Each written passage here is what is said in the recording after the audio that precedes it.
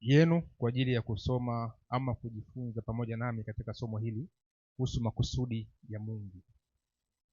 Mchana tulijifunza tukafikia sehemu fulani ya hatua na tukuimalizia, na sasa tunaingia katika hali ya pili ya kumalizia somo letu la msingi. Somo linasema kusudi la Mungu juu ya maisha yako. Kabla sijachimba zaidi, hebu tufunge ile pazia. Hebu tunataa hapa. Na hilo pia funga. Yes. Ndugu Mlagwa, labda nikuulize swali. Bila shaka unisikia vizuri mchana.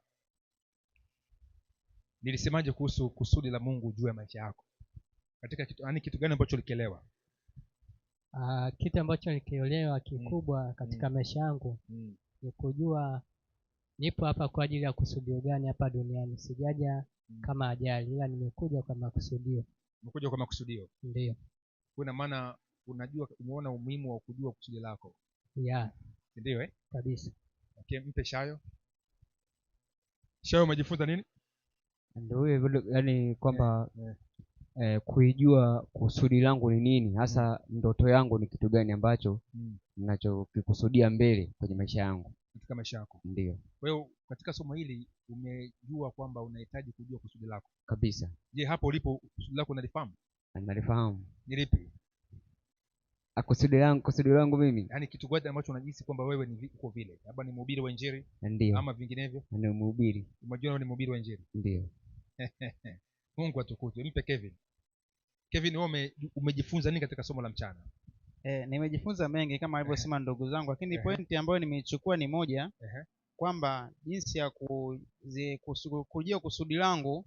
Moja ya njia ni katika mambo ninayoyafanya, lile ambalo nitakuwa ninafanya kwa kupenda, ambalo nalipenda ni kabisa, nikilifanya ninalifanya hata kwa ubora, na watu wenyewe wananiambia bwana, hili mbona unalifanya vizuri sana. Inaweza ikawa ni kusudi miongoni mwa kusudio yangu ambayo napaswa kuwa nayo na kuendeleza. Hiyo pointi nilichukua sana. Asante. Vitaris. Bwana Yesu asifiwe. Amina. Katika somo ulioleta hapo, mimi binafsi imenitafakarisha kwamba kama Mungu ametuumba, maana yake anatujua makusudi hasa sisi tuna kusudi gani. Binafsi kila mtu ana makusudi yake kwa mtazamo wa kimaisha, maana labda kwa mtazamo wa kiulimwengu una mtazamo wako wa makusudi yako, lakini makusudi ambayo Mungu alitaka sisi tuwepo duniani, yeye mwenyewe ni kumtukuza yeye Mungu peke yake. Na ukiniuliza makusudi yangu ni nini, labda kuendelea ndio nitakujua kujua zaidi. Kwa hiyo hujajitambua bado? Kujitambua kuna namna nyingi ya kujitambua. Haya, ni mtu gani anasema kwamba somo hili lilikuwa ni geni kwake na natamani kujua zaidi? Nyosha mkono. Watu 4. Hebu mpe mic Frank hapo. Na kama uko kwenye mtandao una swali lako, unaweza ukacomment kwenye message, nitaliona hapo na nitakujibu swali lako lolote lile ambalo kuhusiana na somo, lakini ndani ya mada hii tutakujibu. Sema. Jambo la msingi ambalo limenifikirisha sana ni kwa sababu nimekuja kugundua kwamba elimu ya dunia na maarifa ambayo tunapata duniani yanatuondoa katika kusudi, na tunajikuta tumeambukia kwenye wanasema nini, unafuata mkumbo. Yaani unaambiwa labda wewe ni daktari, ukisoma utakuwa hivi, ukifanya hivi, lakini kumbe kitu cha ndani ambacho kikifanya wewe kinakupatia amani na unajihisi ufahari unakiacha. Kwa hiyo unakuta umeenda kwa sababu ni utaratibu au ushawekwa tayari. Kwa hiyo unaenda kule bila wewe kujua kusudi lako ni lipi. Ndio ile unakuta mtu ana maisha mazuri, ana kazi nzuri, lakini bado amani ya moyo hana, hafikirie ule ufahari wa ile kazi alionayo. Kwa hiyo elimu na mfumo wa dunia. Daktari unakuta baada ya kufanya operation ya kichwani unafanya mguuni, si ndio? Na kitu kingine nimeona ni kwamba madaktari, tuseme madaktari na wasomi wengi. Endelea tu. Wasomi wengi. Hii tena nafikiri unakuta ana elimu kubwa na mali nyingi. Kwa hivyo. Lakini ni mlevi. Ndio. Yaani kuna kitu ukimuuliza yeye binafsi, ukimfuata kwenye maisha yake ambayo ni personal life,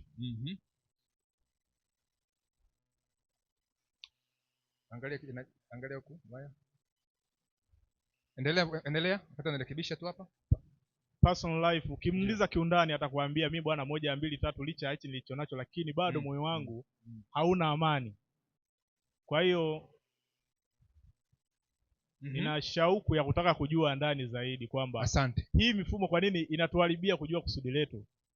Nataka pia nijue hicho kitu kwa sababu nimegundua mifumo ya dunia ni kutuondoa kwenye kusudi. Nimekuelewa. Kwa hiyo unataka kujua zaidi kuhusu kusudi lako binafsi. Asante. Hebu mpe pale bibi. Mama yangu pale. Yeye kwa bibi yangu ni mama yangu. Maana na umri wa mama yangu. Sawa, shusha. Mama yangu karibu. Asante. Yaani mimi nilichokipata leo ni kile ulichozungumza kuhusu wazazi. Nikajikuta kumbe nimebeba lawama kubwa. Sikuipata elimu hii mapema, huenda vijana wangu, wajukuu, nimekuwa sababu ya shida na tabu nyingi wanazozipitia kwa sasa. Sikuwa mama ninayeomba kuwaombea watoto wangu. Kumbe mimi nina jukumu kubwa la kubeba ndoto zao na kuwatengenezea mazingira ya kukamilisha mwelekeo wa maisha yao.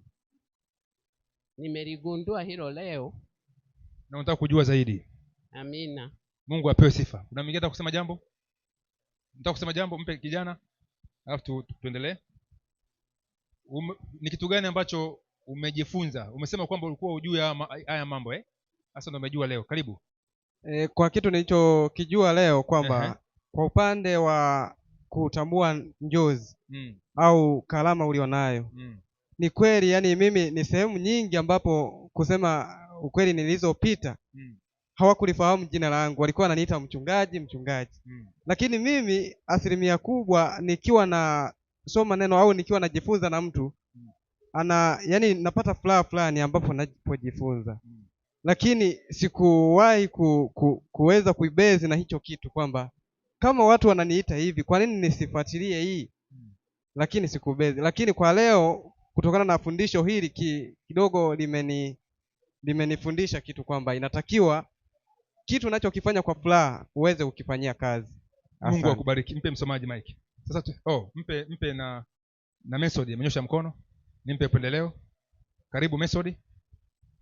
Asante. Mimi nimejifunza kwanza unaweza kumuomba Mungu akakwambia na mtu pia anaweza akakwambia. Sasa mimi swali linakuja zamani kuna watu walikuwa wanaomba tu kawaida, unaona, na wengine walikuwa hata pengine hawamjui Mungu kabisa, lakini Mungu alipokuwa akiwaita alikuwa anatoa sauti moja kwa moja, wanasikia, aidha kwa kutokea jambo fulani au kwa kuotesha kabisa live, na wanajua kabisa hapa ni Mungu amesema.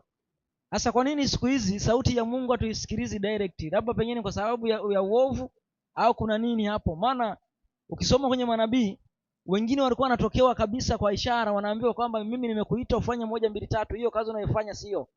Sasa kwa nini hiyo haitendeki? Pengine labda mpaka watumike, labda watumishi, tusipate sauti moja kwa moja kutoka kwa Mungu. Labda kujibu la haraka ni kwamba labda haitendeki kwako. Tuko pamoja mpaka hapo?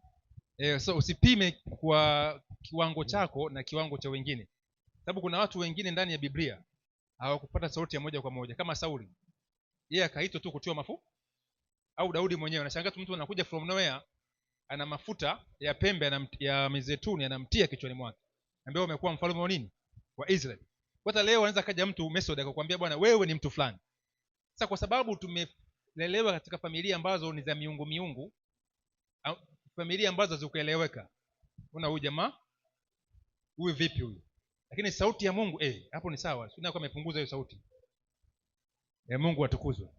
Kwa sababu wewe sauti ziko, kuna watu Mungu anawaita leo moja kwa moja, wengine Mungu anawatumia mtu, ila sauti zake mara nyingi tunapishana nazo. Kwa mfano mtu mmoja anaitwa Samuel katika Biblia, alikuwa kwa Eli kuhani mkuu. Mungu anamuita Samuel usiku katika ndoto, Samuel aliitika naam au alienda kwa Eli? Anaenda kwa Eli. Hicho kisa mnakifahamu? Ndio. Kwa akaenda kwa Eli akasema mzee unaniita? Yesu mimi sijakuita. Akalala Akaitwa mara ya pili, mara ya tatu kaenda kwa Eli. Eli akamwambia, akajua hii sauti si ya kawaida. Akamwambia ni Bwana anamuita. Sema ukiitwa sema mimi hapa. Sasa kuna sauti zinatuita, tunajua ni Masawe na tuita. Kuna sauti zinatuita, unajua ni mtu fulani anakuita. Kumbe Mungu anasema na Masawe au na nani anakuita katika wajibu. Na wote hapa tumeshaitwa katika namna tofauti, lakini hatukutambua kwa wakati. Kwa hiyo hili somo ambalo linakuja leo linakuja kwa makusudi. Ni sauti ya Mungu kwamba wewe ujue uko hapa unafanya nini na umetoka wapi na unaenda wapi. Nimeona unataka kusema jambo bado. Naam, ni kweli unachokisema. Ndio maana Mungu anasema kwa mtu kwa mara 3 au zaidi. Inawezekana pia kuleta haya masomo yapo kwa sababu fulani tupate kujua pia. Kwa sababu pasipokuwepo mafundisho mtu hawezi kuelewa. Ndio maana hata Eli alipozoezwa aliweza kumsaidia Samueli kwamba ni sauti ya nani? Ya Mungu. Kwa hiyo hata wewe inawezekana umeitwa kufundisha wengine tupate kujua. Inawezekana tumeitwa bila kujitambua, ila umeitwa tena kutukumbusha kama tumeitiwa nini. Asante sana. Naomba nimpe msomaji. Je, Mesod huko nimekujibu? Asante. Mpe mic msomaji. Sasa naomba kwa sababu tuna muda mchache tuweze kupitia mawili matatu. Kwa hiyo wale ambao wako online tunawakaribisha sana katika kujifunza pamoja nasi somo hili. Mara nyingi unaona kule tunachambua masuala ya vita na vitu kama hivyo. Mimi ni mchambuzi wa masuala ya mbalimbali ya kijamii. Sasa pia hapa nasimama kama mhubiri na mwalimu katika eneo hili. Sasa katika pande hii nitawapitisha kidogo, niwakumbushe watoto wetu tuwanyamazishe. Tumeona kusudi la Mungu juu ya maisha yetu. Wale ambao tulikuwa hapo, sijui hapa inaonekana? Haionekani? Wewe niwekee vizuri, ni zoom. Hapo sawa Yusufu, Musa, Daudi, Esther, Yeremia pamoja na Paulo na Koreshi na Bwana Yesu. Hawa tuliwachukua kama kielelezo cha kwanza, si hao peke yao. Kwenye maandiko matakatifu wako wengi. Wapo kina Yohana Mbatizaji. Yeye alijikuta na wito kamili. Kwa mfano tu hapa niwaambie tu mfano, Yohana mama yake singesimama katika kusudi, tungekuwa na Yohana Mbatizaji leo? Singekuwa naye, si ndio kwa maana mama ana wajibu, ama mzazi hasa mwanamke ndo mwalimu wa kwanza wa mtoto. Kwa hiyo mwanamke akikosa akihepa majukumu yake ya kuwa mwalimu wa kwanza, familia inaanza kupata kilema kuanzia tumboni. Mtoto anapaswa kulelewa kuanzia akiwa tumboni, si wakati amezaliwa. Kwa mfano tu angalia tu hoja ya Samueli pamoja na Samson pamoja na Yohana Mbatizaji. Si Mungu alitoa instruction kama mama yao asinywe nini? Mvinyo na vitu kaza wa kaza. Je, unafikiri kwamba haya maagizo ni kwa ajili ya watu watatu? Ina maana mvinyo una asali, hata kiasiri tu kwa afya, mvinyo una alcohol. Ukichukua ile alcohol ukitoa ukampa paka na kufa pale pale au mbwa. Kwa hiyo ukiangalia leo Wayahudi ambao tunaona leo, ingawa tunaona ni waasi na nini na kadhalika, tunawaita majina mengi, lakini kwenye swala la mimba ya mama, Myahudi hana mchezo. Myahudi amgombezi mkewe wakati ni mjamzito, hata kama menuna, na mtoto anapigiwa ile kinanda toka mdogo akiwa tumboni. Wanasema kinanda kina boost nini? Ufahamu. Na kuna vyakula ambao anapewa, kuna samaki, lakini hawali vichwa wao. Sio kwa nini hawali vichwa? Nipo katika utafiti zaidi. Kwa hiyo kuna vyakula ambao anamlisha mama toka akiwa tumboni. Maana inajulikana kabisa kile ambacho anakula mama ndicho mtoto anakula tumboni, si ndio? Mimi si mtaalamu wa swala ya afya, lakini naelewa hicho. Maana mtoto anakula kupitia njia ya kitovu. Kwa maana mtoto anaanza kulishwa na kulelewa kitabia akiwa tumboni, hata kumsemea maneno mazuri. Hata leo kuna mababa leo wanazaa vitoto vimekasirika. Kwa nini? Unakuta baba alikuwa anagonga mama, anapiga mama, anamsemea maneno ya uchungu. Kwa hiyo mama anapata hisia za uchungu zinaingia kwa mtoto. Leo unakuta leo kuna watoto wa kiume hawapatani na baba zao, maana baba zao walikuwa ni wakorofi, hawana malezi, hawashirikiani na mama yao kulea mtoto. Kwa hiyo mtoto hawezi kuwa na maaba na baba yake. Kwa hiyo malezi yanaanza ukiwa mdogo. Mimi kidogo kwa wanangu nimejaribu kufanya hiyo experience ya ukiwa wadogo tumboni. Bwana asifiwe. Na nimeona mapenzi nao na mimi. Yaani kuna mahaba makubwa kati yangu na wao. Kwa hata kama hujafanya vile akiwa tumboni, unapaswa kufanya mapenzi na watoto wako. Mapenzi yanachangia ufahamu wa mtoto, yana boosti akili na uwezo wa nani? Wa mtoto. Mtoto asiyependwa mara nyingi akili yake haiwi vizuri. Uongo kweli? Haiwi vizuri. Kwa hapa wa baba, moja ya malezi ya mtoto ni kuangalia, kushirikiana na mama toka akiwa mtoto mdogo. Sasa ukiangalia hawa wote, muangalie Yusufu. Ingawa mzee Yakobo alionyesha mapenzi sana kwa Yusufu, ambayo jambo si zuri watu wengine hata chuki, lakini mapenzi ya Yakobo kumpenda Yusufu amekuwa akiwa ana uchungu kama wenzake. Uongo kweli? Inakuwa tu hivyo. Sasa hawa ni wingu tu la nyuma la mashahidi ambao wameandikwa kwa ajili ya kutufundisha sisi. Hebu nisomee maandiko haya msomaji. Warumi 15 mstari wa 4. Warumi 15 mstari wa 4 anasema, inasemaje? Warumi 15:4 anasema hivi, kwa kuwa yote yaliyotangulia kuandikwa yaliandikwa ili kutufundisha sisi, ndio, ili kuwa saburi na faraja ya maandiko tupate kuwa na tumaini. Kumbe sasa hawa katika wingu la mashahidi, hawa wazee wetu wa imani, mambo yao yameandikwa ili yatufundishe sisi tupate matumaini. Bwana asifiwe. Sasa naomba tuende pale tulipoishia asubuhi. Tulisema kwamba usiishi bila nini? Direction. Tafuta destiny yako, yani kusudi lako. Lazima ifike mahali useme this is my destiny. Ukifika hatua hiyo, rafiki yangu, utaona mnyororo unafunguka. Sisemi kwamba unaweza kuwa usiwaze kuwa na ile maisha fulani ambao unafikiria utakuwa nayo kwa watu kama watu wengine. Kwanza hiyo ondoa. Unapaswa kupata eneo lako ambalo litafurahisha na kuburudisha maisha yako. Tuko pamoja? Ukiwa na amani. Sasa naomba turudie hapa, maana tulisema kwa haraka asubuhi namna ya kugundua nini kusudi lako. Sasa naomba sasa tukae vizuri. Tulisoma asubuhi kwa haraka.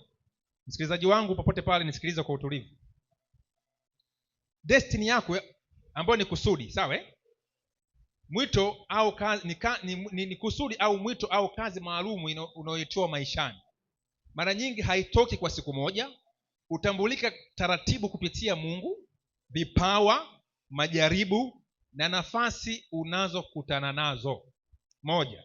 Sasa ili uweze kuzijua, moja, umuulize nani? Mungu kwa maombi. Kuna mtu hapo unakuta kama umesema mimi sijui. Frank, unajua destiny yako? Au bao unaruka? Shayo akasema yeye anaifahamu destiny yake. Hiyo nimesema tu. Cha kwanza, kama hujui, muulize nani? Mungu kwa maombi. Nisomee Yeremia 33 mstari wa 3. Yeremia ndio 33:3. Inasemaje? Anasema hivi, katika kitabu cha Yeremia 33:3. Ndio. Anasema, niite nami nitakuitikia, nami nitakuonyesha mambo makubwa magumu usiyoyajua. Nitakuonyesha mambo magumu usiyoyajua. Kwa ina maana maonyesho ambayo Mungu anakuonyesha Bwana Shayo ni tofauti anayonionyesha mimi. Kwa yale usiyoyajua ambayo ni magumu, ukiyaona inawezekana kwangu mimi nilishaona kama hayo ni mepesi kwangu, lakini kwa nini magumu? Ndio maana leo manabii kila mmoja ana ladha yake na maono yake tofauti, lakini kwa kila mmoja wake kwake ni kusudi kubwa katika maisha yake. Hata kusudi lako haliwezi kulingana na mtu mwingine. Kwa hiyo omba Bwana, umuulize Bwana, kusudi langu ni nini? Usiwe na mambo marefu. Kusudi langu ni nini? Hebu nisomee kitabu kile cha Nyakati sura ya 4 mstari wa 9 mpaka wa 10. Nyakati wa kwanza. Huyu mtu mmoja anaitwa Yabesi. Yabesi alizaliwa katika familia ya kimaskini sana. Bila shaka wengi tumetokea katika umaskini. Lakini Yabesi hakulizika, akaomba Mungu amtoe katika umaskini. Soma Nyakati wa kwanza 2:10. Nyakati wa kwanza 4 mstari wa 9 mpaka 10. Si hili nimeandika hapo mbele? Anasema, nasemaje? naye Yabesi alikuwa mwenye heshima kuliko nduguze, akawa mwenye heshima kuliko nduguze, na mamaye akamwita jina lake Yebesi. Ndio akasema, ni kwa sababu nalimzaa kwa huzuni. Tulia kidogo, na maana leo kuna majina ambayo yametokana na maisha ambayo tumezaliwa, si ndio? Sasa mtu anaitwa matatizo. Kwa hiyo mama yake alimzaa akiwa na nini? Na huzuni na matatizo. Kwa hiyo Yabesi naye alizaliwa katika hali ngumu, akaitwa Yebesi. Kwa hiyo ukichukua jina la Biblia tu ukasema ni jina la kibiblia, kuna majina mengine pia usichukue, maana ni nini? Huzuni. Kwa hiyo familia ilikuwa ni duni. Yabesi akamuomba Mungu. Endelea. Anasema huyo Yabesi akamlingana Mungu. Yabesi akamlingana Mungu wa Israeli. Akasema, ndio, lau kwamba ungenibarikia kweli kweli, na kunizidisha hozi yangu, ndio, na mkono wako ungekuwa pamoja nami, nawe ungalinilinda na uovu, ndio, ili usiwe kwangu huzuni yangu. Naye Mungu akamjalia hayo aliyoyaomba. Mungu akamjalia hayo aliyofanyaje? Yaomba. Alafu kumbuka ombi lake pia anaomba kwamba alindwe na nini? Na uovu, si ndio? Ndio. Mara nyingi leo tunatamani fursa lakini moyoni mwetu tunawaza, nikipata leo kiasi fulani cha pesa au nikiwa na nini nitafanya nini? Uongo kweli? Mwingine unawaza baa nzima zitanijua si ndio? Sijui wanawake walembo watanielewa. Yaani una makusudi. Lakini Yabesi anaomba kwamba Mungu amlinde na uovu. Anatanguliza kuomba hitaji lake ambalo limemkuta. Yabesi alikuwa anaona kwamba anataka kuwa na maisha, sababu kwao aliona maisha ni magumu sana. Kwa akataka kuwa na maisha nini? Mazuri, lakini anaomba alindwe na uovu. Kwa nini? Alijua kabisa atapokuwa na maisha mazuri, uovu kuingia ni kama mkuki. Ni kweli? Pesa simeandikwa ni jawabu la mambo yote. Maana ukiwa na pesa utafanya kila kitu. Zamani wazee walikuwa wanatuambia, someni, ukipata mambo maisha haya wanawake sio nini utayapata mbele kwa mbele. Yaani wazee wetu walikuwa wanatufundisha tuwe wauni. Nilikuwa nashangaa, hata leo nimekuwa mtu mzima na nilikuwa nasema mzee, sauti za baba yangu ananiambia kama nitapata yote, nitapata wanawake wazuri sana. Kwa nini nisipate mke mzuri wanawake? Sasa ina maana Mungu leo hatupi kwa sababu hata wazazi wetu walikuwa wanatukusudia mabaya. Tuko pamoja? Hawakutuweka katika msingi mzuri. Na ukiona mtu leo anakuwa na mali nyingi na anafanya vitu vya ovyo, sometimes lazima ujiulize kwamba hizi mali kazitoa wapi. 2, angalia kipawa chako cha nini? Cha asili. Kuna vitu unafanya kwa urahisi kuliko wengine. Kufundisha, kuongoza, kuandika, kuponya, biashara, ubunifu, kuhamasisha. Hivi vitu utajiangalia mwenyewe. Sawa?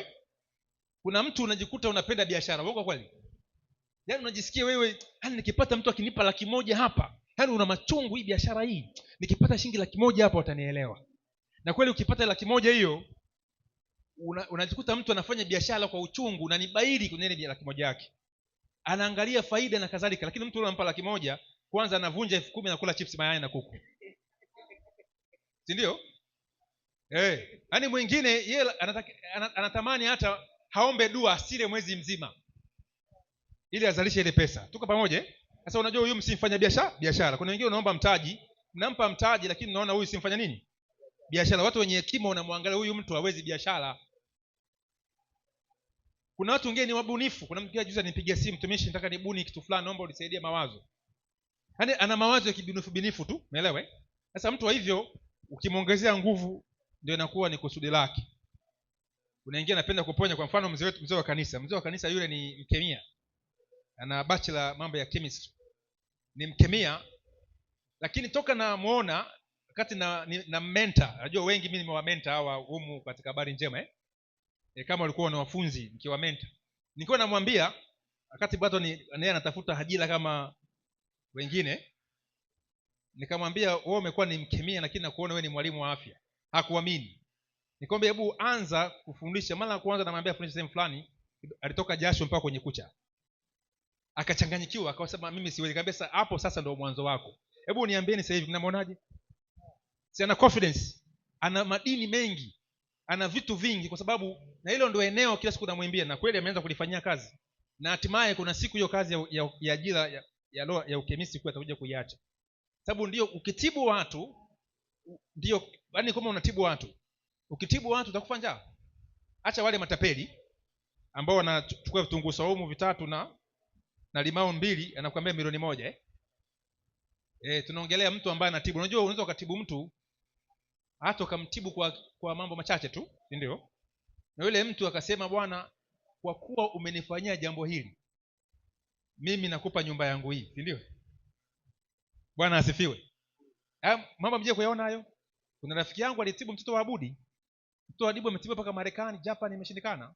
Alimtibu, jamaa akampa gari na mtaji mkubwa. Ingawa jamaa alipopewa vile mzigo wa kutosha akatusaliti na mwisho akafa na ukimwi. Ndio maana Yabesi aliomba, Mungu unikinge na nini? Baraka inaweza ikaja kwako ikawa huzuni badala ya baraka. Uongo kweli? Ikakuua kabisa. Ndio maana Mungu anataka uchume kidogo kidogo kwa kujua kusudi lako. Na leo vijana wengi wanavamia, wanataka mali, wanawaza kupata billion of shillings, million of shillings, maana wamekuwa ni uwezi. Taifa letu limekuwa na majizi na majambazi. Leo tunawalaumu leo viongozi wanaiba, lakini nakuhakikishia hata mimi na wewe tukipata hiyo nafasi tutakuwa wezi wale wale. Na maana sisi pia ni wezi watarajiwa. Kwa sababu tujapata nafasi. Tutaka kujua hicho kitu, jipime kwa nafasi uko nayo. Kama nafasi uko nayo si mwaminifu katika hiyo nafasi, ina maana siku ukiwa waziri mkuu, ukiwa waziri au mbunge, utakuwa mwizi. Habari ya John. Unajua inaingia kama msumari. Utakuwa mwizi. Huyu ni mwizi. Hao walikuwa wana malezi kama sisi. Kwa hiyo taifa hili liweze kupata taifa liweze kuendelea, lazima tupate mapinduzi ya kifikra. Na msingi wote wa mapinduzi, rafiki zangu, je, niwaambie, ni elimu. Fundisho ndio linakufanya kuwa mtu wa namna gani. Leo kwa tunabomoa mambo ya chakula hapa, si ndio? Tunapambana na watu kwenye mjadala.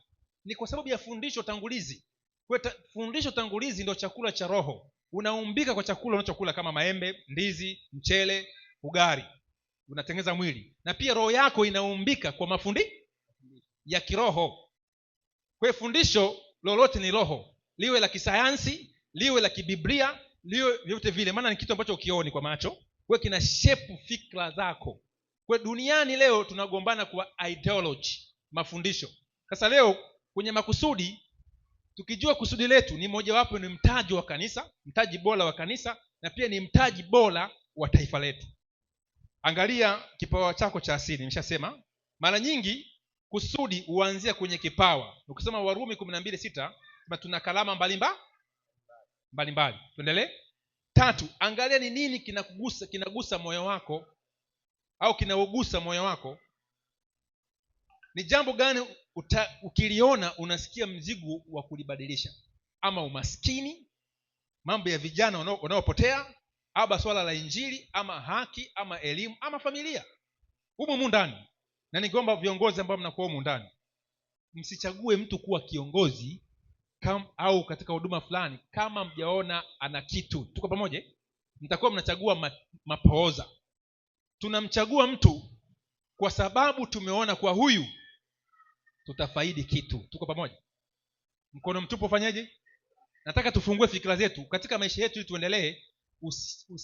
Usifanye mazoea. Yaani usimzoee Masawe, usimzoee Shayo. Vipawa havizoeleki. Ukizoea kipawa utapitwa na vitu vingi. Utamwona yule mtu tuko sawa tu, mwisho wa siku atafaidika na wengine, wewe utafanyaje? Hautamfaidi. Kuwa kama Elisha kwa Elia. Bwana asifiwe. Yaani alimng'ang'ania Elia mpaka akapata kipawa na zaidi. Unajua Elisha alipata nguvu zaidi ya Elisha. Sio mnakijua? Alipata maradufu. Alipata koti la Elia na akapata kile kipawa ambacho amejifunza kwa nani? Kwa Elia. Ndio maana Elisha akafanya vitu vya ajabu, wonders. Kama naeleweka?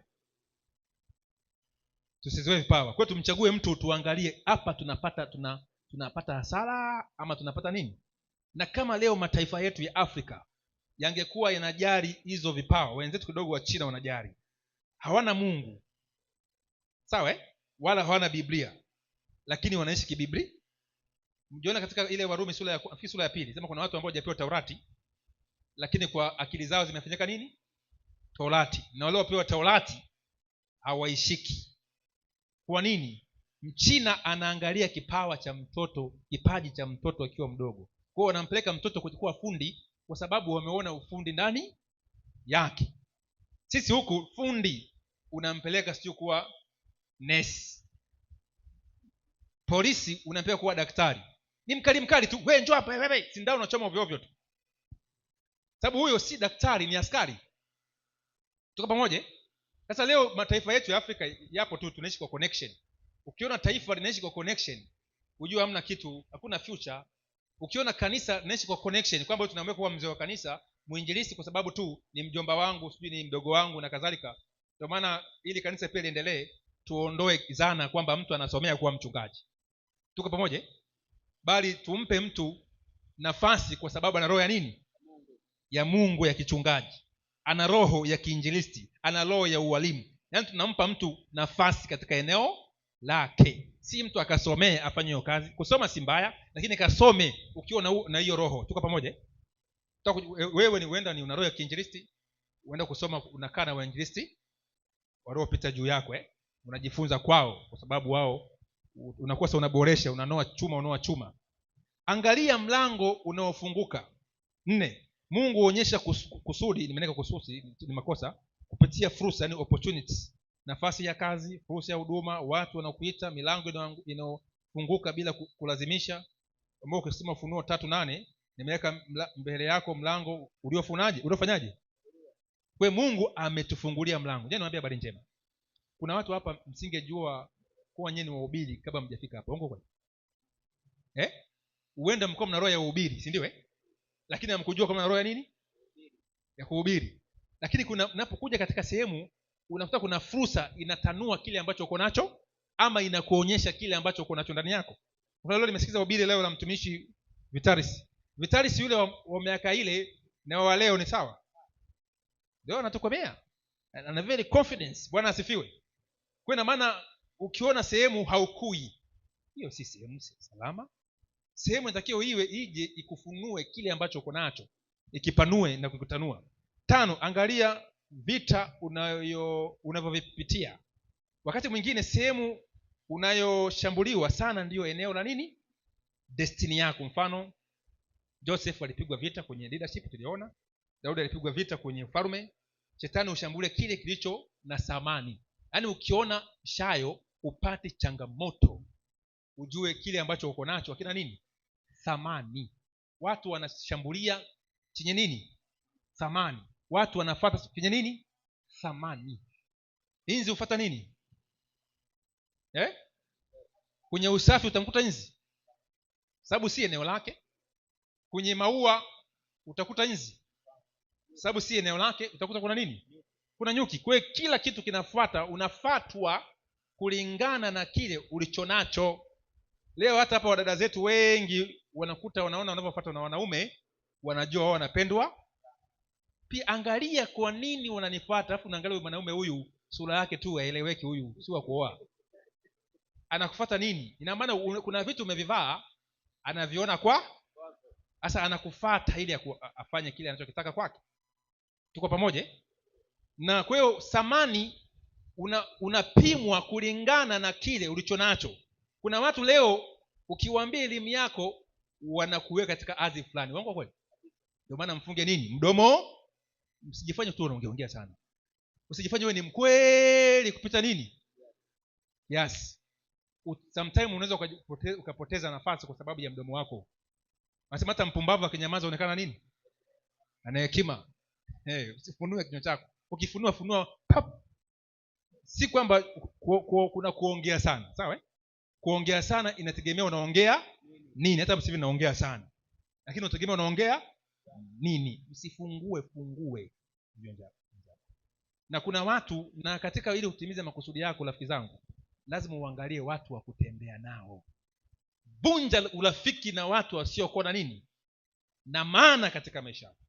Yaani mambo wewe mshikaji wangu siku tunasemaga hivyo vitakupotezea muda. Kama una ndoto, kaa na watu wenye future. Sisemi uwe mbaguzi, usiwapende, wapende. Kwani kila mtu lazima aje kwako?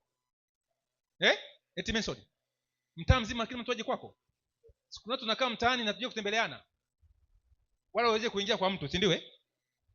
Kwa ina maana kila kitu weka viwango na mkobo. Kuna watu lazima utengeneze na watu ambao utafaidi.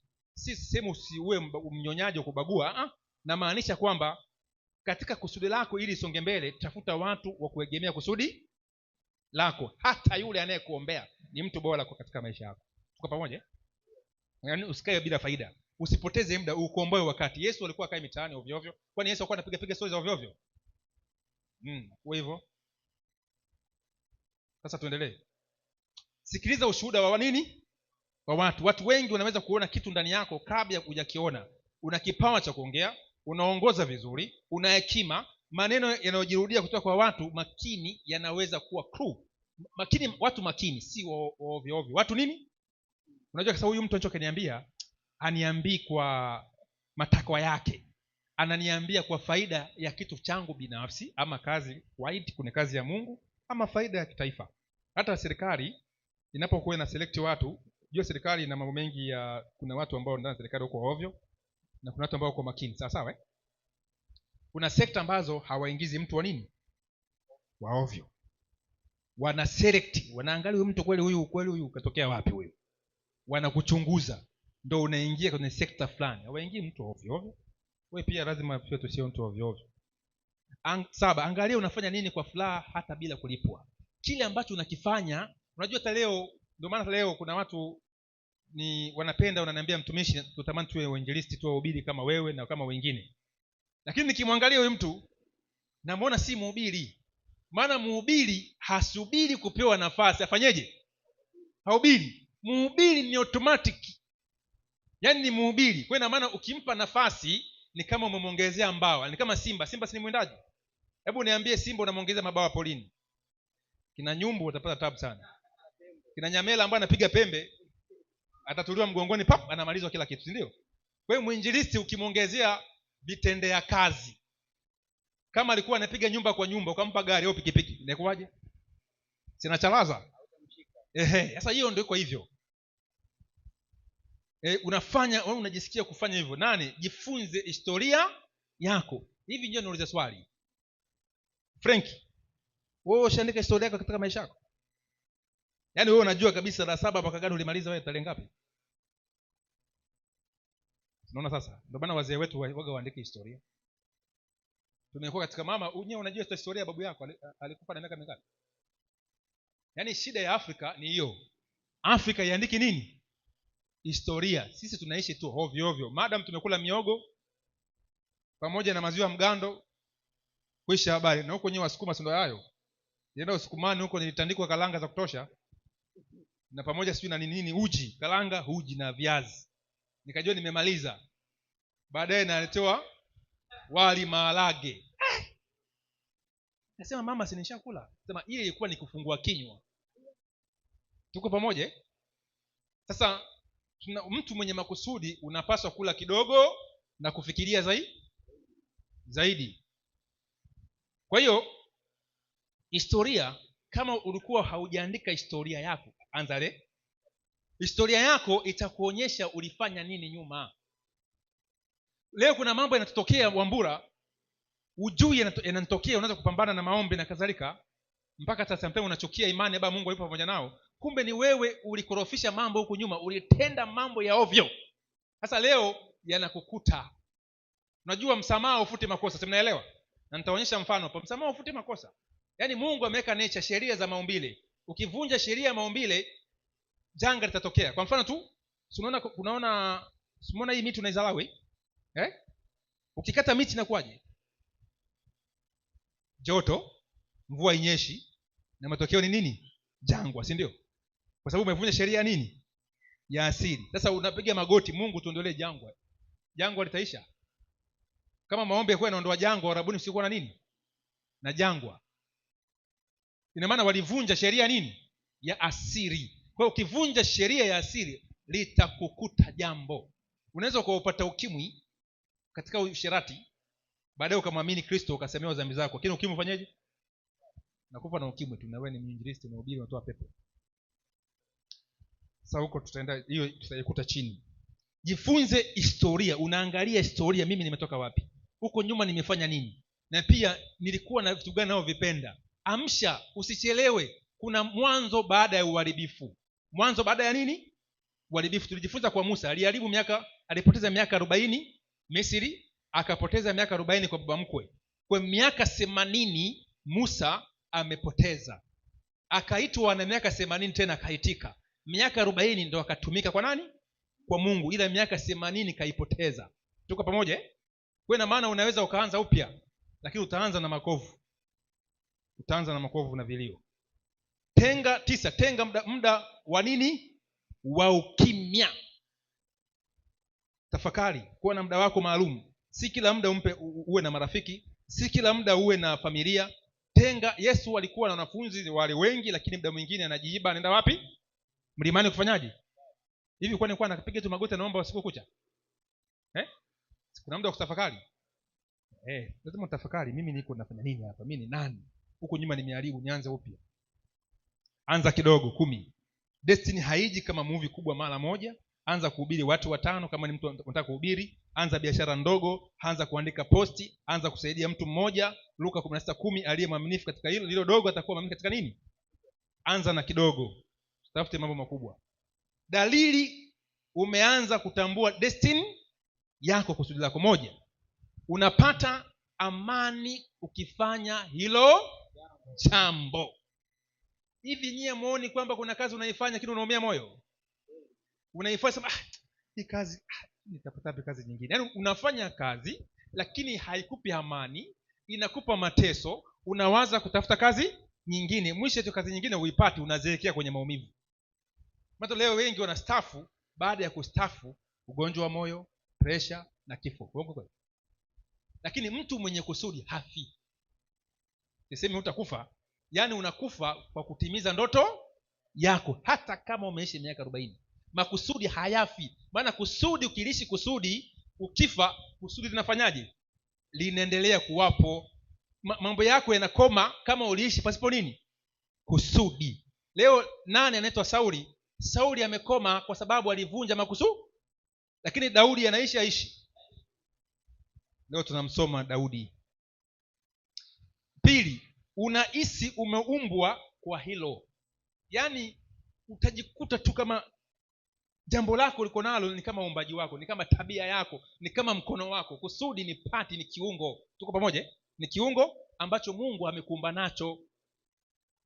3, watu wanafaidika kupitia wewe. Kusudi linazalisha. 4, unakuwa kadiri unavyoendelea. Yaani ukiwa na kusudi haurudi wapi? Nyuma. Unasonga wapi? Ukiona unarudi nyuma, yaani wewe badala ya kwenda mbele unarudi nyuma, kaka geuka, dada huko unakoelekea si kwa 5, mlango unaendelea kufanyaje? Kufunguka hatua. Kwa nini? Maana Mungu si dhalimu kwamba anakupa kazi ya kitu, anakupa kazi au kitu alafu unarudi nyuma. Kwa mfano, tumeona hii miti yote, tunaona miti, kila mtu una kazi yake. Ushona mwembe unazaa chungwa. Tuko pamoja? Na vinaenda kwa utaratibu na sheria. Kuna misimu. Wewe kila kitu kina kazi yake ambacho kina dumu nacho. Mambo yanayoweza kuharibu destiny yako, yaani mambo yanayoweza kuharibu kusudi lako.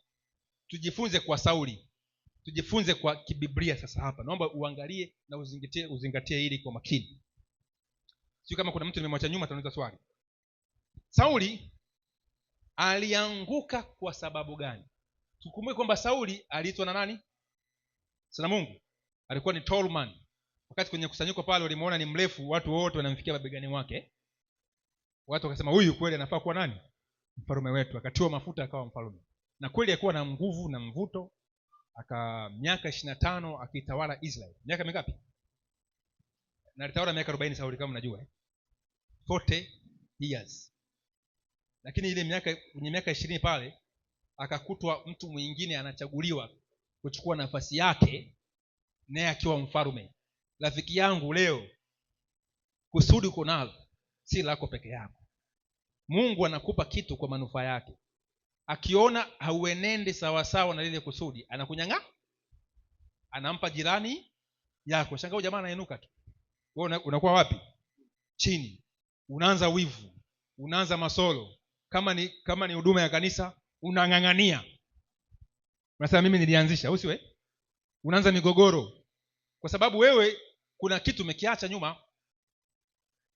Sasa huyu Sauli, kitu ambacho alikuwa na kusudi la kuwa mfalme, si ndio? Tunakubaliana? Mungu alimwita kuwa nani? Mfalme wa Israeli kutoka kabila la Benjamin. Moja, alianguka kwenye kusudi ama hakutimiza makusudi ambayo ako nayo. Kwa moja, kutotii sauti ya nani? Nisomee Samueli wa kwanza 15 mstari wa 22 na 23. Naye Samueli akasema, ndio, je, Bwana hauzipenda sadaka za kuteketezwa na dhabihu sawa sawa na kuitii sauti ya Bwana? Angalia, kutii ni bora kuliko dhabihu na kusikia kuliko mafuta ya beberu. Kwani kuasi ni kama dhambi ya uchawi na ukaidi ni kama ufiri na vinyago. Asante. Kuna maana kumbe mtu akiwa na kusudi unapaswa fanyeje? Utii. Kumbe kutotii ni kama uchawi eh? Ndio. Unaweza kusema mfanye mchawi, kumbe ni mchawi. Kutii ni bora kuliko dhabihu. Kwa hiyo kutotii sauti ya Mungu. Mungu anapokupa kusudi anataka utii sauti yake. B. Sauli aliogopa watu. Ukisema mstari wa 24 hiyo 15, Nabii Samuel anamwambia Sauli, usitoe dhabihu mpaka nifanyeje? Nije. Sauli anaangalia mwanajeshi ya Kifilisti anakuja mbele, anapata wasiwasi. Samuel anachelewa, akaamua kutoa dhabihu, na yeye si nabii ama kuhani. Hilo jambo likamfanya haonekane mtu wa ovyo, sababu nabii anamwakilisha nani? Mungu, na Mungu anamwambia subiri. Yeye akapata uoga, niliona maadui wananikaribia nikaamua nikutoa dhabihu. Sasa wao maadui unaweza kuwashinda pasipo Mungu. Kwa mara nyingi ule kuogopa watu, yaani unataka kufanya mambo kwa kuogopa nani? Watu wakuone. Bwana faini, upasi kuogopa nani? Mtu. Maandiko yanasema amelaaniwa mtegemea nani? Ni 17 ngapi? 5 Yeremia. Amelaaniwa mtegemea nani? Kwa hiyo tunapaswa sauti ya kwanza iwe nani? Mungu. Nasikia pale mama, nasikia dada pale, hata kwa mume wako mwambie sauti ya kwanza nani? Kwani mwanaume tumeambiwa umtii mwanaume wako, si ndio Si imeandikwa hivyo, umtii kwa kila jambo? Hilo neno kila jambo wanaume tumeliteka. Sasa leo kuna wanaume wengine waovyo, anataka kwenda kinyume cha ndoa. Sasa kwa sababu umeambiwa umtike kila jambo, ufanye hicho kitendo, si imeandikwa kwenye Biblia? Kwa hiyo unamtii kwa kila jambo. Jambo lipi? Kila jambo ambalo Bwana akasema, Bwana akalisema, si lile mume akafanyaje? Kasema. Yaani unamtii mume katika si ndio imeandikwa hivyo? Bwana asifiwe. Sasa wanawake ungekuwa na huo msimamo, wanaume tungenyooka. Wanaume wanaogopa mwanamke mwenye msimamo. Uongo kweli? Yule mwanamke ambaye ukimletea maneno anakugeukia namna hii, anatikisa macho, amekaza macho, anakuambia wewe Franki koma. Kesho yake utasogea hapa, utakuja na nyimbo za ndoa, si za uzinzi si ndio hivyo? Lakini tu unasogelewa macho, inakuwa kama yule mwanamke wa Misali 7. Macho ya mwanamke yanasema mwanamke malaya udondoza nini? Umande. Yaani maana yake unalegeza nini? Macho. Mara uangalie chini, uangalie juu, uangalie pembeni. Kijana mzinzi akiona hivyo anasema yes. Lakini ukikaza macho, au sio? Na hata usimpe muda wa kumsikia, kama hata kuongea na wewe, haje nyumbani haongee mbele ya kaka zako na baba zako. Si ana nia nzuri? Haje hapo. Kwa nini akuite chemba kwenye kona kwenye miti, kwenye pembeni za ukuta? Anataka nini huyo? Ogopa tapeli huyo. Na leo wanawake wangekuwa wanatufukuza hivyo, leo tusikuwa tuna mimba za ajabu ajabu. Leo mababa tunalea wajukuu wasioeleweka, vijukuu vitukutu. Kumbe kibaba kilikuwa ni kina laana cha kuto.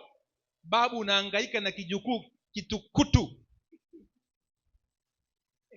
alafu leo unatupia mama ameshawalea, mmekuwa watu wazima baada ya kumwachia nafasi na nyie mnazaa, mnamtupia vitoto vinasumbua. Alafu huko mjini huko unaishi, unasema nakula bata, utachukua laana, utaenda kuombewa sana, lakini ufanyeje? Haufanikiwi. Usiogope watu. Si kiburi nini? alitafuta utukufu wake mwenyewe, hakuwa na haja ya kutubu. Hata alipoambiwa kuhusu hii ni dhambi akutubu. Kiburi kinatangulia nini? Maanguko. Usiwe na kiburi, kuwa mwepesi, usijione umefika juu. Bwana asifiwe.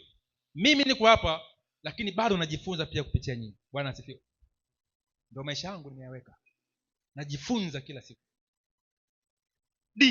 Kukosa subira. Aliharakisha sadaka badala ya nini? Ya kungoja. Subira. Unapata kidogo mashida za hapa na pale, unaanza kuwaza Mungu kaniacha, nimetengwa. Pia katika maisha yako usiwaze nani atanisaidia. Usimweke mtu huyu atakuja kufanyaje. Na mara nyingi leo tumeangushwa na watu hivyo. Uongo kweli? Kwenye harusi yangu najua nafikia jamaa ile jamaa na kile kitambi kile hapa nasikose 200 hapa, si ndio? Yaani umejiwekea kabisa fikra. Mwisho wa siku mwenye kitambi unamwona yule mwenye bapa ndio anakupa hela fulani. Kwa hiyo usiweke matarajio. Wewe ishi kwamba kama aishivyo Bwana nitaoa, hata kama vile inzi anavyoanguka kwenye mafuta. Uswe taoa na Mungu atanisimamisha. Wewe ujui ni nani atakuja kukusukuma. Na yule ambao ulikuwa unamfikiria atakuja kukusukuma, asipokuja usimuone ni adui. Bwana asifiwe. Huenda huyo hakutumwa kuwa katika eneo hilo katika wakati huo, atakuja kwa wakati mwingine katika eneo fulani. Kwa usiweke kiwango ukamwekea mtu huyu mwisho wake. Usiweke katika maisha yako, wala usidharau mtu yoyote, hata yule mtoto usidharau katika maisha yako. Alifanyaje? Alikataliwa baada ya mambo yote. Hebu nisomee andiko hilo. Samueli wa kwanza 13 mstari wa 13 mpaka 14. Huyu mwisho wa siku ukiwa na kusudi lako haina maana Mungu hawezi kukukataa. Tuko pamoja? Ukivunja vile vigezo vya sauti yake, Mungu atakukataa. Soma. Anasema ndio, naye Samueli akamwambia Sauli, umefanya upumbavu. Huku ishika amri ya Bwana ndio Mungu wako aliyokuamuru. Kwa maana Bwana angalikufanya ufalme wako kuwa imara juu ya Israeli milele. Ndio. Lakini sasa ufalme wako hautadumu. Bwana amejitafutia mtu aupendezaye moyo wake, naye Bwana amemwamuru yeye kuwa mkuu juu ya watu wake. Asante. Jamani, Bwana asifiwe. Amen. Kwa Mungu anatafuta mtu anayependeza moyo wake. Kwa hiyo cha kwanza, ndugu zangu, tuupendeze moyo wa nani? Wa Mungu. Pendeza moyo wa Mungu. Alafu ni siri moja. Hakuna mwanadamu, hakuna nani? Mwanadamu ambaye anaweza kukuinua. Tuko pamoja? Hata baba yako na mama yako. Ambaye anaweza kukuinua ni nani? Mungu tu. Na anakuinua kupitia vile anavyotaka yeye. Kuna watu baba zao wamewatupa na mama zao, lakini leo wameinuka. Uongo kweli? Wazazi ni njia, watahukumiwa kwa nafasi yao ambao waliichezea. Sasa tumejifunza hapa kwa Sauli, si ndio? Mambo ambayo yanaweza kawa kusudi. Sauli hakutubu, akawa na kiburi, akaachwa. Sasa naomba tujifunze kwa Samson pia hapa. Samson alikuwa na makusudi toka mdogo, toka hajazaliwa, lakini alivunja makusudi yake, lakini mwisho kidogo yeye alirekebisha, lakini alirekebisha akiwa kipofu. Samson. Moja ya kitu ambacho Samson ambaye alikuwa ni mnaziri wa Bwana, alikuwa ni mtu mwenye nguvu katika wakati ule. Mnafahamu aliua Wafilisti 1000 na taya la nini? La punda. Hivi unajua watu 1000 si mchezo. Hivi 1000 mnaichukulia kawaida Unajua sasa hivi leo watu wawili tu wa kung'ang'anie. Sinajua ni jambo zito sana hilo. Na wale kwa ni wanajeshi. Lakini yeye akagonga watu 1000. Alikuwa ni mtu hatari sana. Kwa hiyo watu paka wakaanza kupeleleza huyu jamaa nguvu zake ziko vipi? Ni mtu wa namna gani huyu mtu mwenye nguvu mengi kiasi hicho? Kwanza aling'oa lango la Gaza. Hii Gaza haijagongwa kuanzia tu leo. Hii Gaza ina visa vingi vya kugongogongwa tu. Samson huyu mtu wa Mungu aliingia Gaza kutafuta malaya. Sawa akalala kuna malaya, na Mungu ni wajabu sana. Vitu vingine Mungu anavifanya kwa utukufu wake, si kwa ajili yako wewe. Anajua kabisa watu wanajua mtaani wewe ni mtu wa mwinjilisti huyu. Mhubiri huyu anapata utukufu. Alafu umefanya mambo ya ovyo. Mungu anaenda kukuokoa kwa ajili anusuru jina lake. Si kwa sababu yako wewe. Sasa ukijiona nimefanya kitu kingine bado nimeokoka unaenda kufanya kingine, unanasika tu. Tuko pamoja? Samson alipotoka pale akafanya kingine kikamkuta. Sikia vizuri, tamaa ya wanawake. Akati yuko pale Gaza, Wafilisti wakamzunguka wengi tu. Usiku akaamka katika mazingira ambayo usiomuona, akang'oa, kwa amefunga geti. Unajua miji ya zamani ilikuwa ina geti, ni geti la chuma ambalo linafungwa na farasi 4. Hivi mnafahamu nguvu za farasi nyinyi? Nani asiona farasi kwa karibu?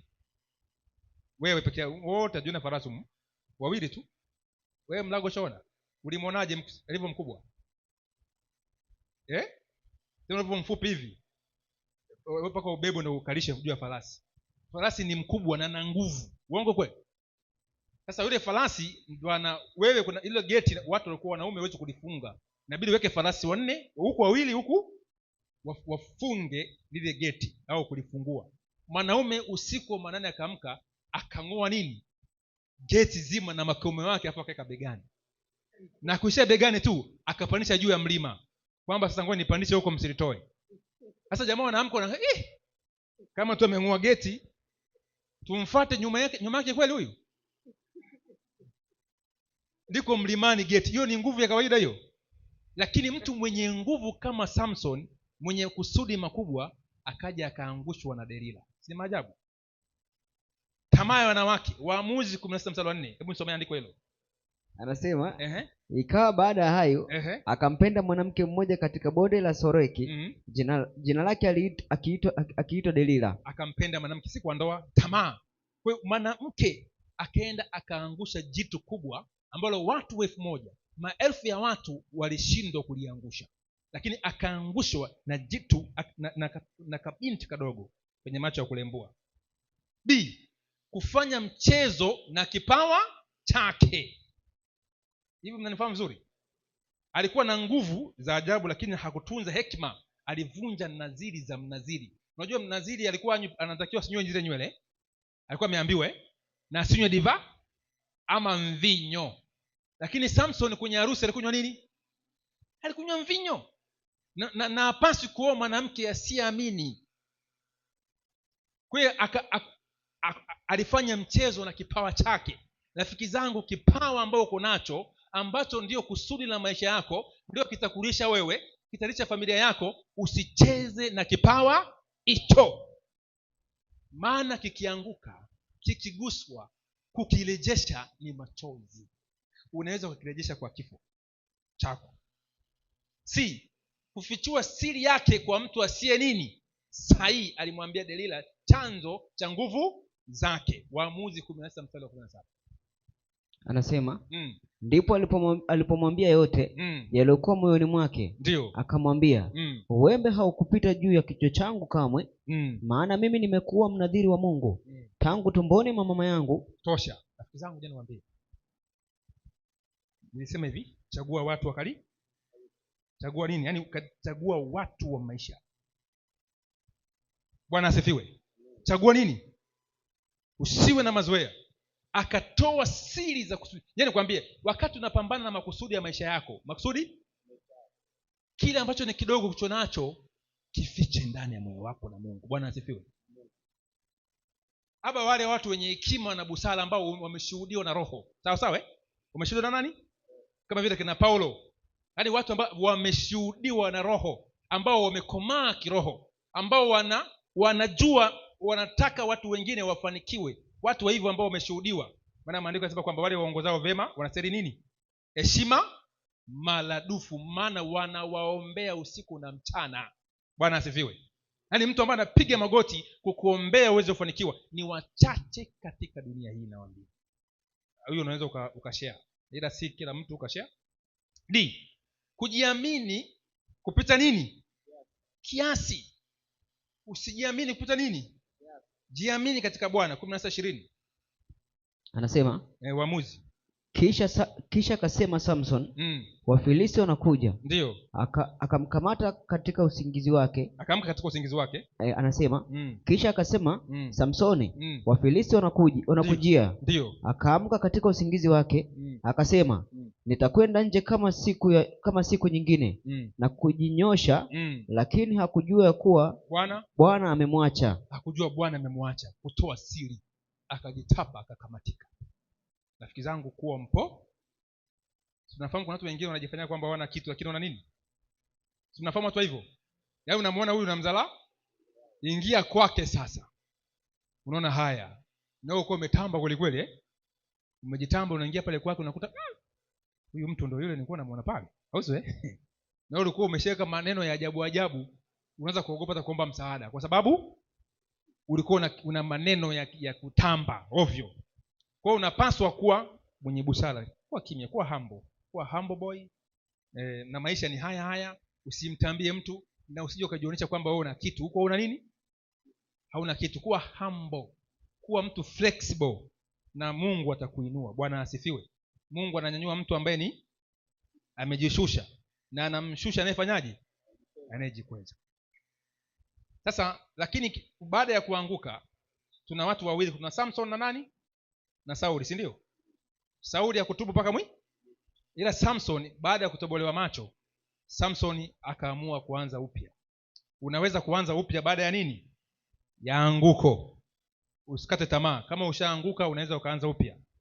Ukisoma Waamuzi 18 mstari wa 16 28 mpaka 30, Samson akamwita Bwana naye Mungu akampa nguvu tena. Akamwita nani? Wakati ametobolewa macho, wakati kusudi lako limetoboka. Yaani wewe hauna mwelekeo na unajua kabisa nilishaliharibu na hili ni kusudi la nani? Lakini namna ya kutoka hapo, nimeshaharibu, jamii imenizalau. Yaani nimeharibu jamii, hainielewi, familia hainielewi, tuko pamoja, mke hanielewi. Unaanza hapo wa kumkimbilia ni yule aliyekupa nini? Kusudi. Mungu nisamee, mimi mwenye nini? Mzaa. Lakini hata akikusamee, atarejesha kusudi lako, ataliamsha, lakini matokeo ya lile kosa yafanyaje? Hivi ukibaka katika jamii, baadaye ukatubu, jamii itakuamini? Watakuacha watoto wake kwamba huyu sasa ameokoka, tumpe watu wetu alale nao? Hautaaminika. Hiyo ni moja ya jeraha ambayo umefanyaje? Umelipata.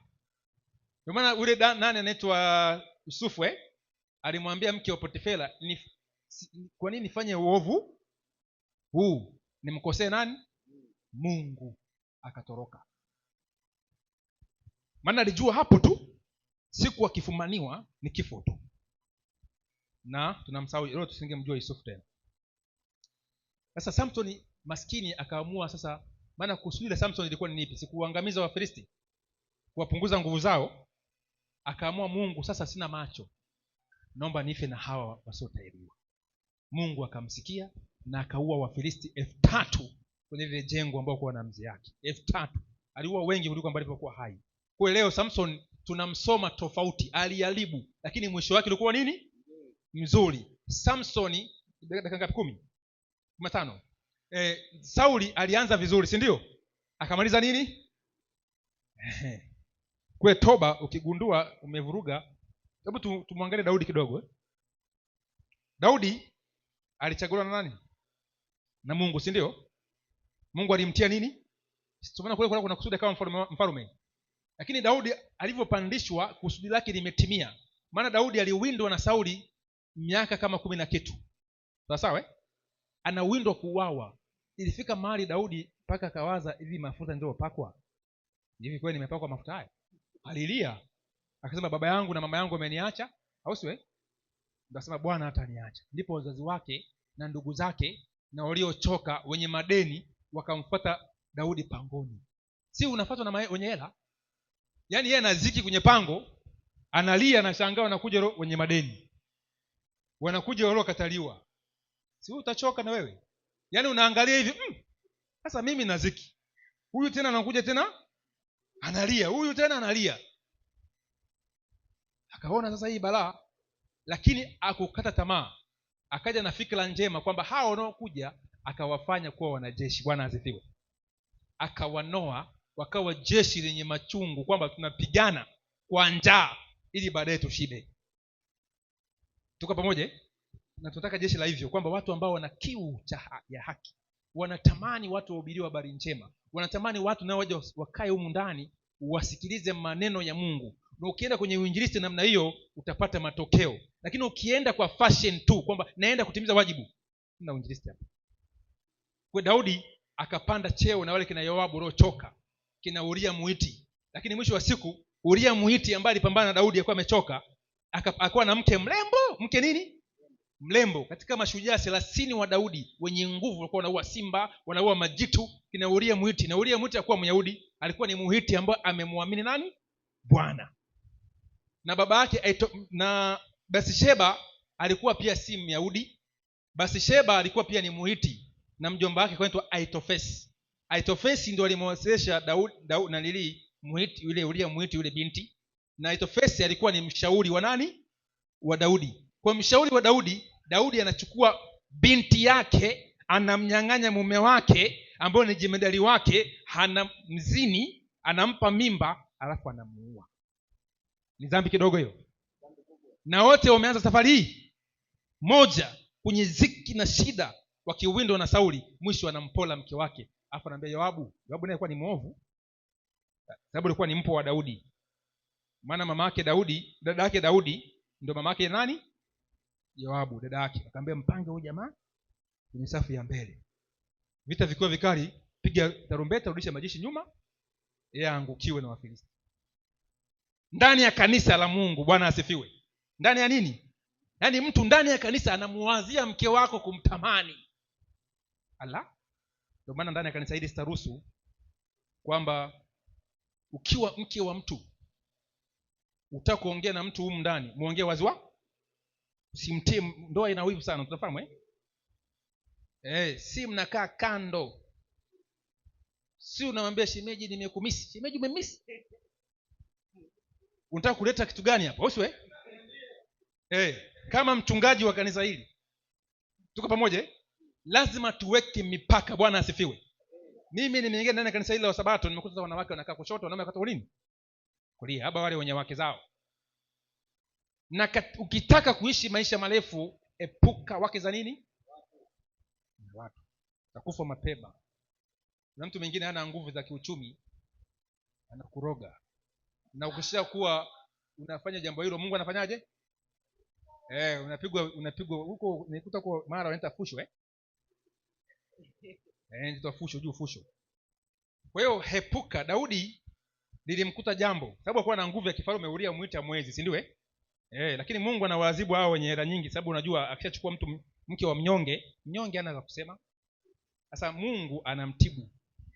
Sasa huyu alikuwa na kusudi akawa mfalme wa Israeli. Sikia vizuri. Baada ya kufanya kile kitendo, akachukua mke wa rafiki yake wa yule mwanajeshi, na wakaficha mwaka huu mpaka nalivyokuwa yule binti alivyokuwa mzinzi, akamtumia waraka mfalme, nina mimba yako. Na mimba yaani maana yake bwana afanye unavyojua. Kwa hiyo akafanya mchakato wote. Wewe unalala na mkeo, hujui mkeo anakupangia mabaya. Maajabu ndio maana hutaka kuoa ama kuolewa, fikiria mara ngapi. Nataka ile kanisa irudishe mbinu ya zamani. Unataka kuoa, nendeni mkachunguze ule mji ukoje. Bwana asifiwe.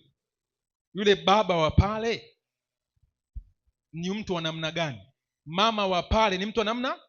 Ukiona leo katika nyumba mama anatawala mume, yeye usifanyeje? Ukiona kijana mume haheshimu mkewe, na yule kijana pale amezaliwa pale, anaona baba anagonga mama, na yeye anasema naam, atakugonga na nani? Na wewe. Na ukiona kijana haheshimu dada yake, haheshimu mama zake, usiolewe na huyo kijana. Ukiona binti haheshimu kaka yake, haheshimu baba yake, hawezi kukuheshimu. Charity begin at home. Charity begin at home. Leo vijana tamaa zimetuangusha kwa sababu unakurupuka. Fikiria bora hata usiolewe au usioe. Kwa sababu kwa nini uoe kesho uvunjike na ndoa yako? Vijana wengi leo ndoa ni mwaka huu miezi 3. Kuna mwingine alioa, rafiki yangu moja, ndoa wako honeymoon, wakapigana ngumi, mlinzi akawaokoa. Hata kwenye honeymoon si waga, si mnapotezea kidogo kidogo, si ndio? Sasa hao wakagongana kwenye paka, mlinzi akawaokoa. hiyo ndoa ikawa ni ngumu. Siku ya Sabato huyu anaenda kanisani, mtumishi, mke anadeki nyumba, anaosha vyombo. Ni mateso, ndoa ishakufa, kwa sababu wao walichaguana kwa tamaa. Akasema huyu ni mwimba kwaya. Kuimba kwaya si kigezo kwamba wewe ni mke bora. Bwana asifiwe. Ni matendo. Leo nafundisha mambo magumu mshamziwaga tu kwamba ubatizo kukiri Yesu ni mwana wa Mungu, sijui ni nini haya. Sasa hebu nisome 12:3 hiyo somo la pili. Daudi akamwambia Nathani, ndio, nimemfanyia Bwana dhambi. Nimemfanyia Bwana nini? Dhambi. Nathani akamwambia Daudi, Bwana naye ameondoa dhambi yako, hutakufa. Hauta nini? Hutakufa. Kwa Daudi kuna alijukumu mwenyewe, alipewa mfano kwamba kuna mtu alikuwa na kondoo wengi, si ndio? Alafu mwingine na kondoo ambaye ananyonya pale na mkewe. Sasa mwisho wa siku akaja pata wageni, yule tajiri akachukua yule kondoo wa yule maskini akawafanyia kalamu wale wageni wake. Daudi akapata nini? Hasira, sema yuko wapi huyo mtu nimtende, anapaswa kuanguka leo mara moja. Akaambiwa ni wewe. Mimi tena? Akapewa siri yake, alikuwa ameficha mwaka mmoja. Alichanganyikiwa, lakini alivyokuwa mnyenyekevu ni mfalme, angeweza kumuua Nathani. Ulipo kwenye Biblia kuna watu walikemewa dhambi wakaua. Tunafahamu? Kafahamu yule anaitwa Zakaria bin Barakia. Alimkemea mfalme, akapigwa nini? Mawe mpaka kufa. Lakini Nathani akamwambia Daudi mambo hayo. Daudi akanyenyekea, akapiga magoti, nimetenda nini? Dhambi. Lakini Mungu kwa sababu ya kitendo kibaya alichofanya Daudi, kwanza ukisoma Zaburi ya 51:1-4 inasema Mungu ni rehemu, nimezitambua dhambi. Anatubu dhambi zake. Sasa sikia hapo, tumalize. Daudi hakunyang'anywa ufalme wake. Hakunyang'anywa nini? Lakini msamaha haufuti nini? Matokeo ya nini? Ya kosa. Aliambiwa hivi, hebu nisomee andiko hili. Samueli wa pili 12:13. Basi sasa, ndio, upanga hautaondoka nyumbani mwako. Upanga hautaondoka nyumbani mwako. Kwa sababu umenidharau. Kwa sababu umenidharau. Ukamtoa mke wa Uria Mhiti kuwa mke wako. Tule kidogo. Kumbe kuchukua mke wa mtu ni kufanyaje? Mmesoma andiko hilo vizuri? Kuchukua mke wa mtu ni kufanyaje? Hebu soma andiko vizuri. Anasema kwa sababu umenidharau, ndio, ukamtoa mke wa Uria Mhiti, ndio, kuwa mkeo, kuwa mke wako. Kumbe ukichukua mke wa mtu umefanyaje? Umemdharau nani? Mungu. Hivi ukimdharau Mungu inakuwaje? Yaani ukimchukua mke wa mtu umemdharau. Na hiyo vijana wengi kiohoji mitaani, sio ndo mambo unachekelea? Ndio maana taifa limekuwa chungu. Vijana leo anafanya kila mambo hayafanikiwi,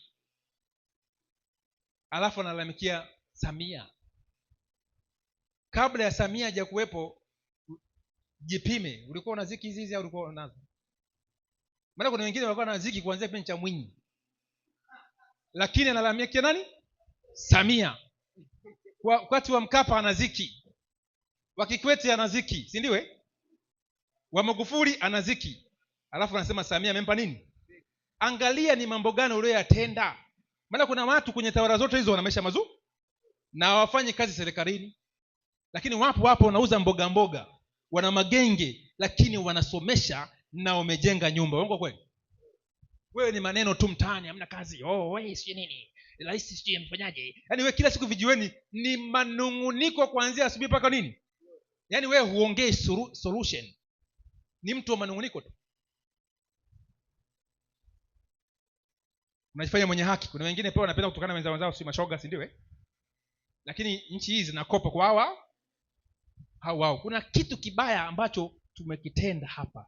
Baba zetu walikitenda, nasi tumepata ganzi la meno. Bwana asifiwe. Maana ya upanga hautaondoka haimaanishi upanga wa chuma ukae nyumbani mwake, bali migogoro, umwagaji damu, huzuni, vita vya kifamilia havingeisha katika nyumba ya nani? Ya Daudi. Na ni mtu wa Mungu, tuko pamoja? Sikia vizuri mambo yaliyotokea baadaye kwa Daudi. Mtoto aliyepatikana kwa Bathsheba alikufa.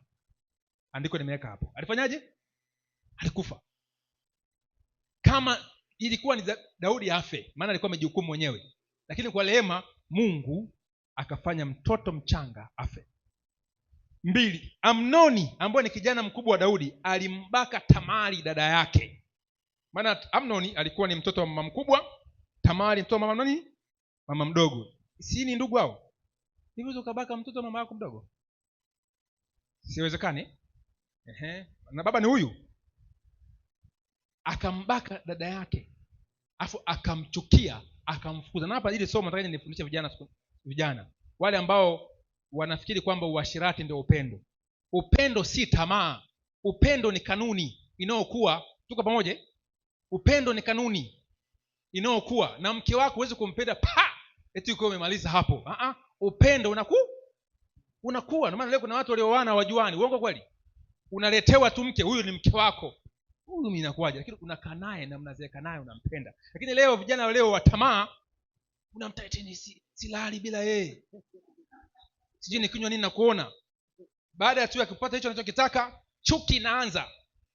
Mambo ni magumu. Na leo ndoa tumeanza na uzinzi tu. Uasherati tu tupu. Mambo yanatukuta magumu katika maisha kwa sababu tulipanda mbegu chafu. Na kama ulipanda mbegu chafu, usimlalamikie Bwana, jilalamikie nini? Wewe. Na kama hujaanza maneno, anza leo kubadilisha maisha yako. Bwana asifiwe.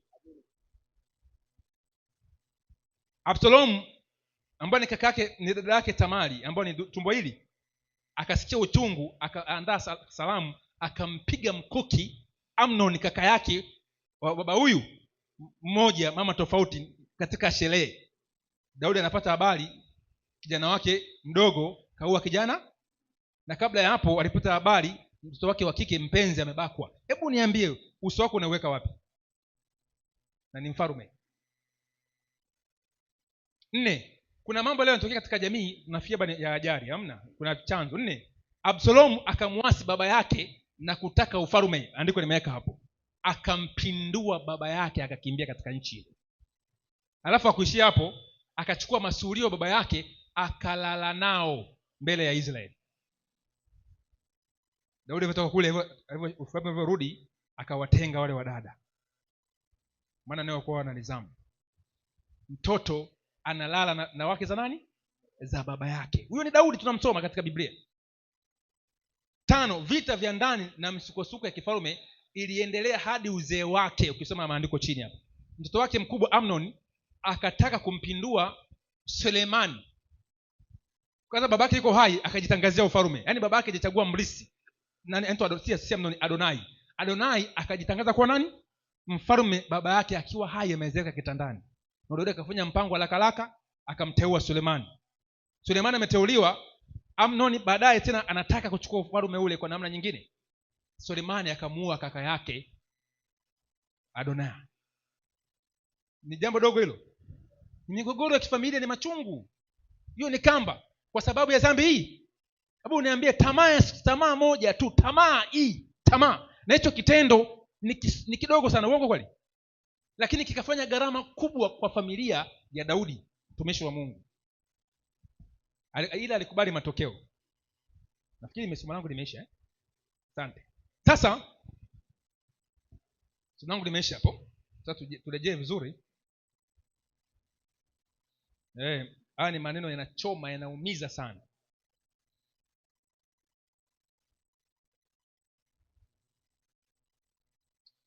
Happy Sabbath tu ambao mnasema happy Sabbath. Sasa kwa kumaliza,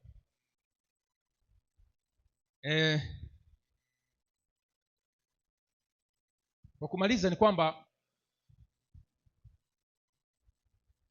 tumeona kusudi la Mungu kwetu, si ndio? Namna ya kulitambua ama kulipata, na pamoja na hilo ukilipata na kulipoteza kwa namna ya uzembe wa kutokutii. Ndio hivyo Asante. Kuna mtu ana swali kabla sijafunga? Ana swali lolote ambaye anasema hapo mtumishi sijaelewa, au ana mchango ambao atakuchangia? Nitoe nafasi hiyo. Hata kwa mtandaoni kama mtu ana swali anaweza akauliza. Mpe mic. Uko namba slide. Nitatuma hapo kwenye, baada ya hapa nitatuma hizo slide. Kuna mtu ana swali? Wangapi mmeelewa somo hili? Nyosha mkono. Bwana asifiwe. Tukajirekebishe. Na hapa kwa wale ambao tushapoteza, kitu ambacho tumebaki nacho, tuanze kuombea wale watu ambao kama ni watoto, sawa sawa, kama ni marafiki, kama ni jamaa, tuombe ili tuanze na Bwana upya. Mungu ametupa kipawa, Mungu ametupa nafasi ya kubadilisha kile ambacho tumekiharibu, hata kama kina gharama baadaye. Si bora ugaramike kwa muda mfupi? Kumbuka Petro alimkana Yesu mara ngapi? Kumrudia Yesu ilikuwa ni analia tu, ilikuwa ni changamoto. Lakini Yesu akampokea. Hata Paulo, kupigwa kwa Paulo kuna huko, usikii Paulo alikuwa anapigwa hivi. Paulo jua aliua watu wengi. Yale ilikuwa inampata Paulo. Wewe huwezi kuua watu wote alafu nao usiguswe. Ndio maana uko unamchambua tu peke yake. Yuko na kina Timotheo na nani? Kina Sila wanashika yeye tu. Njoo hapa wanagonga yeye. Kwa sababu walifanya mambo mengi mazito na mabaya. Kwa hiyo kuna mambo leo yanatugonga katika maisha kwa sababu tumekuwa chanzo. Mtu kama Yusufu alipata changamoto za kusukuma ndoto zake, si ndio? Lakini yeye maisha yake ya nafsi hakuna marudi ambayo alikuwa nayo. Kuna watu hawakuwa na marudi. Sawa sawa, ila kuna watu walikuwa na nini? Na marudi. Marudi yale uliyoyafanya inategemea uliyafanya mangapi katika maisha yako. Wengine walifanya moja, wengine mbili, kila moja ina gharama. Sasa kuna wengine maisha yao miaka 20 kafanya upumbavu tu. Miaka mingapi? Yeye ni upumba.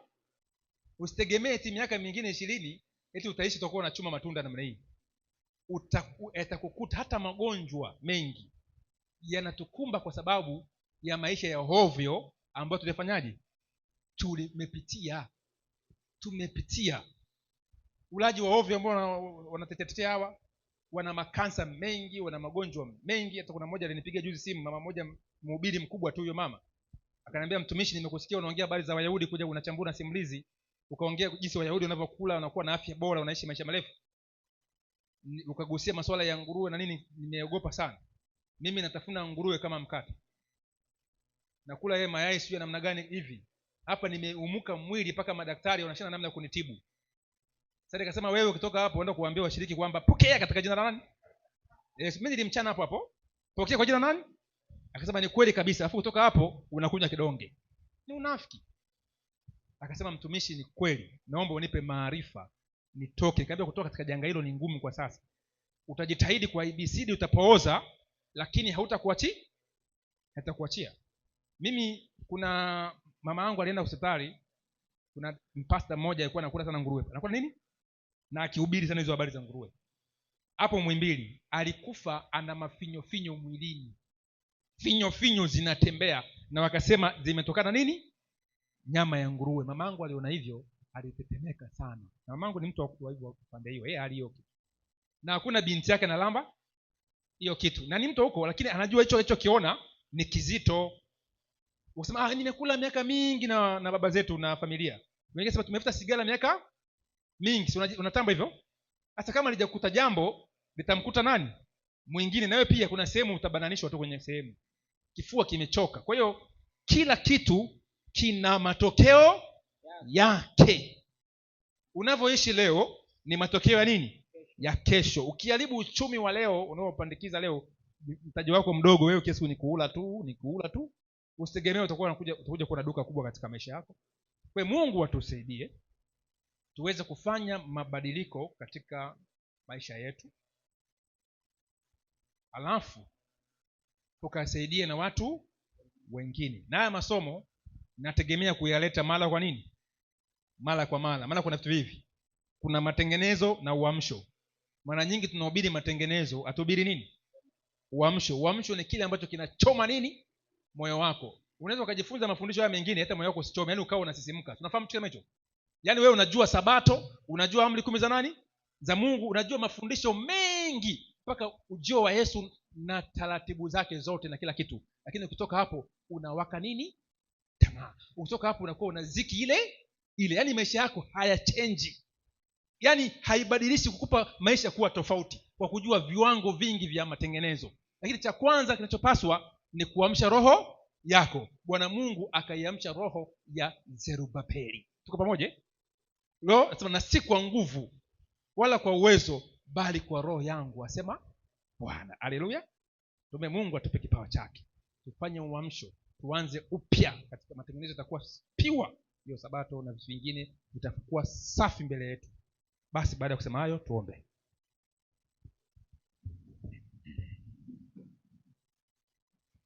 Baba yetu wa mbinguni, asante kwa neema yako na fadhili zako kubwa unazotutendea katika maisha yetu. Wewe ni Mungu, hakuna kama wewe. Tumejifunza maneno mazito ya makusudi. Huenda tumeharibu hapo nyuma, tumeacha makusudi yako, tumehangaika na vitu vingine ambavyo havistahili. Tunateseka kiuchumi, tunateseka kiroho, tunateseka kwa mambo mengi ambayo Baba tumejiwekea mzigo wenyewe. Haiza wazazi wetu walifanya mambo yasiyofaa na hatimaye yanatupata. Tumekuwa mzigo wa kanisa, tumekuwa mzigo wa familia, tumekuwa mzigo wa nchi, tumekuwa mzigo wa koo na familia. Mkono wako leo ukatusikie, ukatuguse, macho yako yakatuone, sikio lako likasikie maombi yetu, ukapeleke mkono wako mara ya pili Bwana, ukajitwalie watu wako, yani sisi, ukatupe tena makusudi mapya. Wale usiojua makusudi yao Baba leo wakayajua makusudi yao, na wale ambao tunayajua makusudi yetu tumeyaharibu hapa na pale, kayatakase upya Bwana. Tuanze upya. Tunajua matokeo ya kile ambacho tumekifanya nyuma ni ngumu kufutika, lakini katupe uvumilivu na kustahimili na kupita katika matokeo ambayo yako mbele yetu. Jina lako takatifu litukuzwe.